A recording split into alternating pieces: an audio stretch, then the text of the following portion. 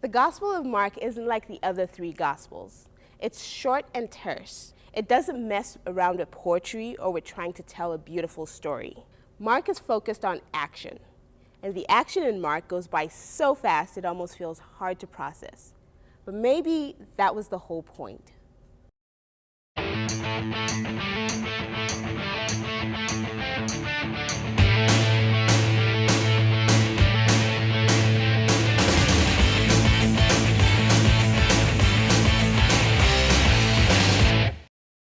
In Mark, you don't find the story of Jesus' birth. Mark blasts right off the starting blocks with grown-up Jesus getting baptized.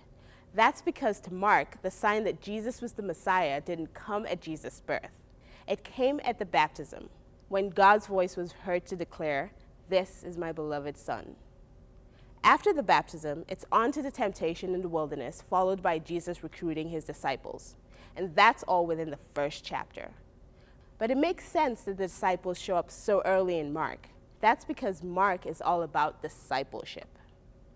In Mark, we see a lot through the disciples' eyes. We witness Jesus feeding the multitudes twice. We see Jesus stilling a storm and the disciples' awe and fear. They ask each other, "What manner of man is this, that even the wind and the sea obey him?" This is a pretty common response for Jesus' crew of 12.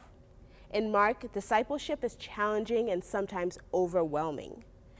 The disciples aren't always sure how to process everything they're seeing, and so they sometimes come across as fearful and weak. The disciples regularly struggle to believe, even after witnessing Jesus' remarkable acts, like walking on the water and raising Jairus' daughter from the dead. In Mark, discipleship means questioning, stumbling, and learning. It also means discovering how to be faithful in spite of persecution. Actually, that's the cool thing about Mark.